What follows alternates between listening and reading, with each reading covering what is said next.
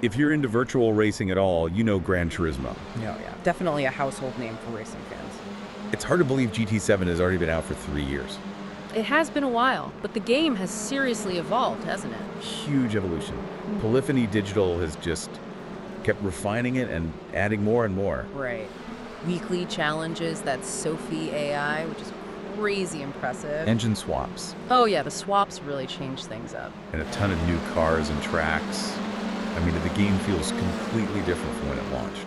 Yeah, it's really a testament to them and their commitment to supporting the game. Definitely. That ongoing evolution, that's what defines this whole series. Totally. And when you see that kind of support, it gets you thinking, what's next? Yeah, exactly. What is next? So that's why we're here today for this deep dive. Already sounds good. We're digging into an article you found, 8 things we want to see in Gran Turismo 8. Yep, came out just last month, March 2025. And our goal, we're going to break down these 8 wishes from the community. Great idea, let's do it.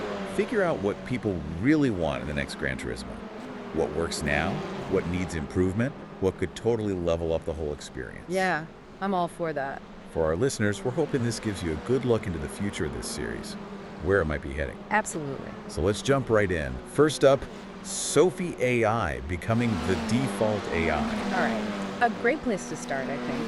Because Sophie in GT7 was a pretty big deal. Remember when it first came out? Oh yeah, February 2023. Right, but it was just that limited time thing then. But then it came back in the Spec 2 update in November. Mhm. Became a permanent part of the game. Yep, and so many people were blown away by it. It really changed how you race, single player. For sure.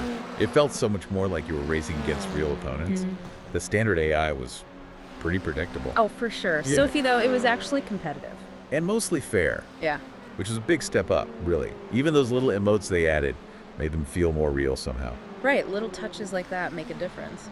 So, thinking about the future, where Sophie goes from here, right now it's still kind of limited in GT7. Yeah, for sure.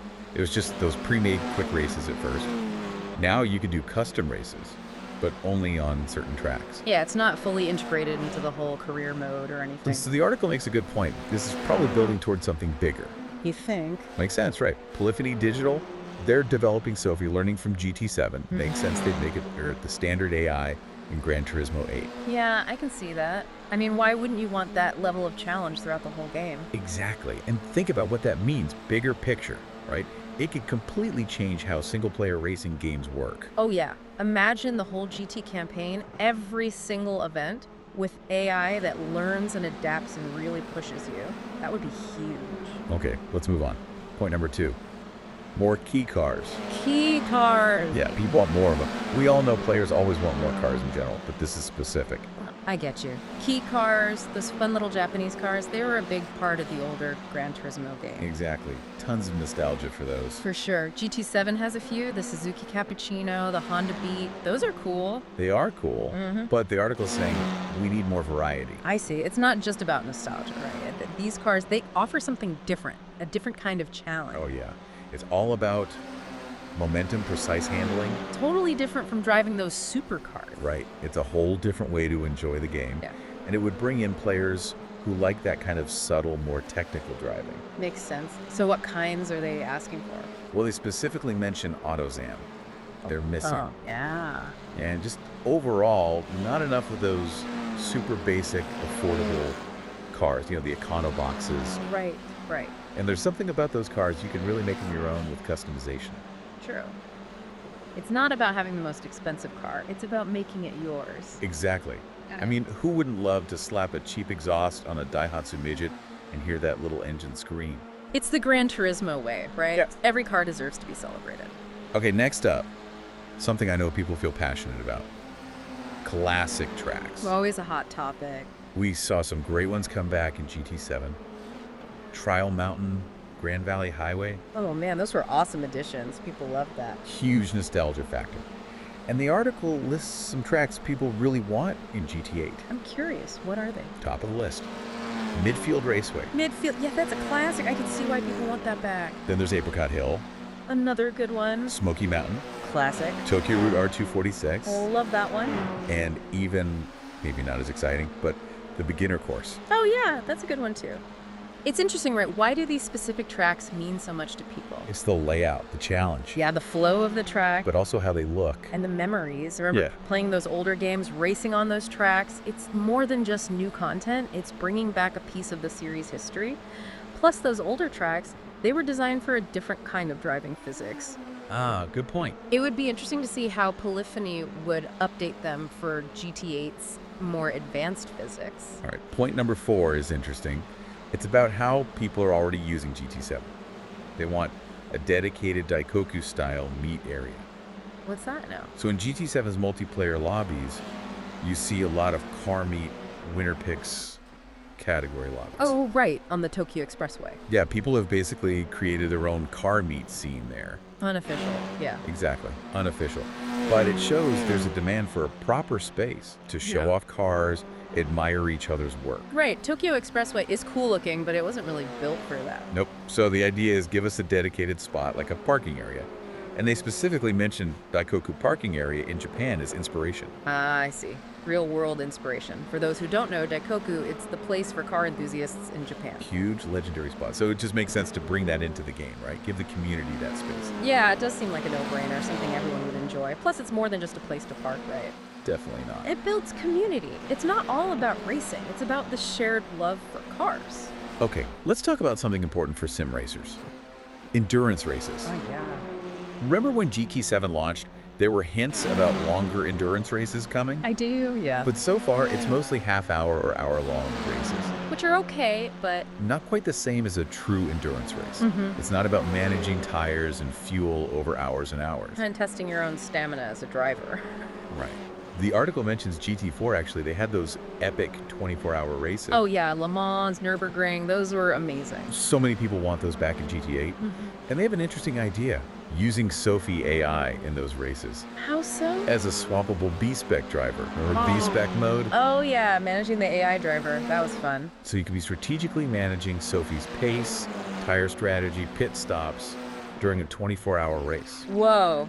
That would add a whole new dimension to endurance racing. Really strategic. Now let's talk online racing. GT7 Sport Mode is great, but we've all had those races ruined by, Reckless driver. exactly. The rating system helps, but it doesn't always stop people from driving like maniacs. It tries, but yeah, it's not perfect. Penalties don't always seem to do enough. So the next point in the article, they suggest online licenses, like in iRacing. I see. So you have to prove you can race cleanly before you can join the big leagues. Exactly. Well, Do your daily races, show you can drive properly, then you get access to the championships. that's a pretty interesting idea. Could really raise the level of competition and make online racing more enjoyable. It would filter out those who are just trying to cause chaos.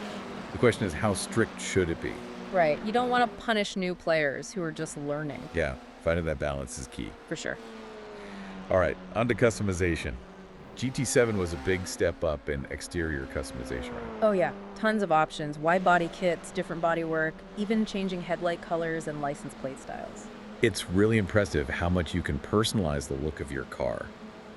But, and the article points this out, The interiors are still bare bones. exactly, all those exterior options, but inside, it's bone stock. Whatever the manufacturer gave you, that's it. Right. No changing seats or steering wheels or anything like that. They even mentioned GT6 let you add extra gauges to the dashboard, so there's a precedent for interior customization. Yeah, that's true. So what kind of things are they hoping for in GTA? You want to be able to change everything. Different seats, steering wheels, gear shifters, instrument clusters. A full interior makeover. Exactly. Even little things like stickers and stuff. It would add so much to the immersion. Definitely. It's like you really own this car, you've customized it inside and out, makes it more personal. For sure, it's a level of detail that's missing right now. All right, last but not least, a topic that always gets people talking. A PC version of Gran Turismo. Oh, yeah, that's a big one. The article acknowledges it's tricky. Yeah. Gran Turismo is a PlayStation icon. Right, it's a system seller. People buy PlayStations just for Gran Turismo. Over 14 million copies of GT7 sold. That's huge. And the author of the article, they even admit to buying a PS5 just for GT7, That's dedication. for sure. Sure. So traditionally, keeping it exclusive to PlayStation makes sense. Yeah, it gives people a reason to choose PlayStation over the competition. But things are changing, right? Yeah, the lines are getting blurry. We're seeing Forza and Xbox Series coming to PlayStation, and Sony's putting their big games on PC now. True. So the article suggests maybe that exclusivity isn't so important anymore, especially for a game as big as Gran Turismo. It would open up the game to a whole new audience. Could be huge for Sony, reach more players, make more money. And they even mentioned there were rumors of a GT7 PC port at some point, but it got canceled. Oh, really? So they've at least considered it. Clearly, it's something they're thinking about. It's just a matter of strategy. I see. Okay, so let's recap. We've gone through all 8 wishes for Gran Turismo 8. Sophie AI taking over, more Kai cards to customize, bring back those classic tracks. A dedicated car meet area, proper long endurance races, online licenses to keep things clean, More interior customization options. and a PC version. Pretty comprehensive list, right? It covers pretty much every aspect of the game. Yeah, it's clear people love Gran Turismo, and they have some really specific ideas about how to make it even better. And it's not about reinventing the wheel. It's about taking what works and pushing it further. Exactly, taking what we love about Gran Turismo and making it even better for the future. And for the listeners, this is all food for thought, right? Absolutely. We've looked at the future of Gran Turismo, what the community wants, what might be coming next. A lot of exciting possibilities. So we want to hear from you. Out of all these features, which one do you think would make the biggest difference? Yeah, which one would have the biggest impact? And why? Think about it. Not just what you want, but what would be best for the game as a whole, for the community. It's a good question to consider as we wait for the next chapter of Gran Turismo. What's the future going to hold? It's going to be an interesting few years, that's for sure.